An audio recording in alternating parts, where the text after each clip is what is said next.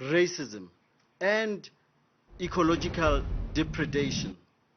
It has taken many lives and destroyed many more, and it is calling us to change human behaviors fundamentally. In this context, it is perfectly timely that we have the United Nations Secretary General as our speaker, and perfectly appropriate that the title of the lecture is Tackling the Inequality Pandemic, a New Social Contract for a New Era. Friends, as I'm sure you all know, earlier this week, we lost the youngest daughter of Nelson Mandela and Winnie Madikizela Mandela, Zinzi Mandela.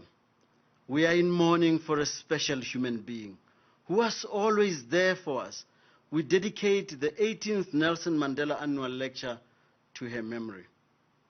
Like her mother, she was a fighter. She had resilience, and she cared about people, especially the excluded and the discarded. These are all qualities we will need as we face the challenge of COVID-19 and the bigger challenge of building a transformative post-COVID world. The only way we can beat this virus is to work together in solidarity, and with that, we are also pleased to announce that the Nelson Mandela Foundation, in partnership with One Campaign and MTB Base, will be launching a COVID-19 anthem today with 10 of Africa's biggest musical artists that will be played at the end of today's proceedings.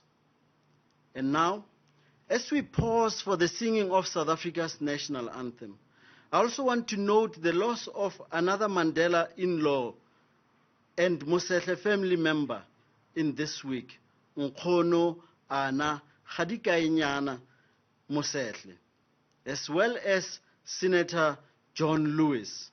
Our thoughts are with their families. Your loss is also ours. Please join me in the singing of the South African national anthem.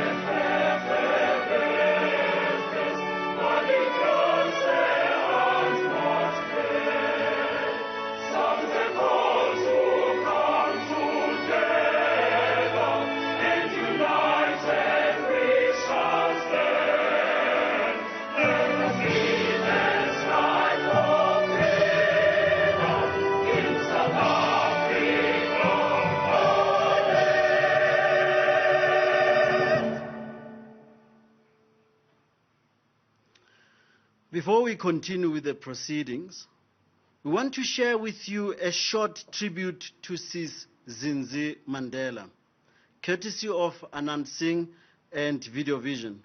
We came to know her as a friend, and we will always miss her.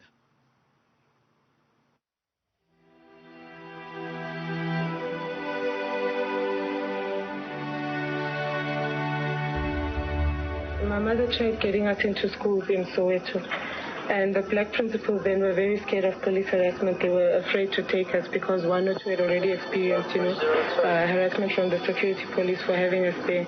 Then we had to use, we changed our surnames, and my mother took us to, a colored school in town. And there as well, the security police caught up with, with us and, had us kicked out of their school.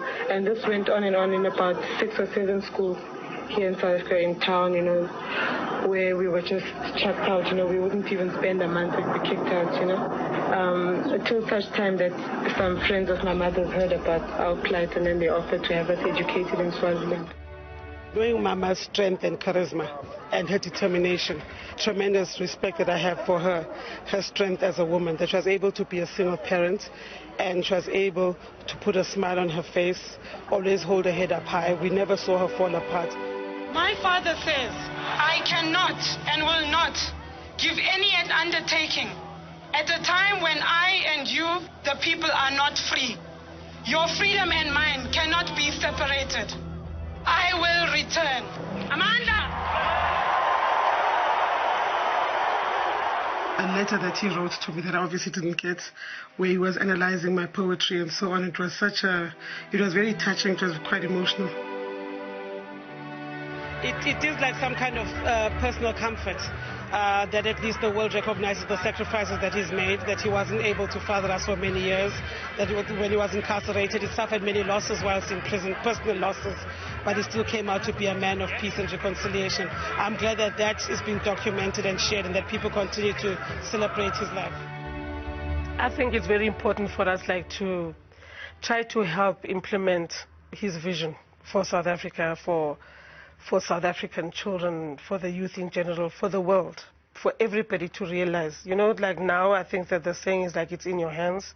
That's what the legacy institutions are saying. That's what he has said, I'm handing over. I think it's so important, for us just to, let go, let him be. I would do it all again. I can't imagine, that's all I've known.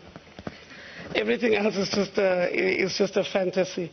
And what I've learned from this is to define myself not according to what I've suffered, the anguish and so on, but according to how I've survived that. And I think it's an important lesson, especially as in my capacity as a mother, as a grandmother. It's very important for me to be able to demonstrate that type of resilience and ability to see to have a more holistic approach to life for the sake of my children, especially during difficult times.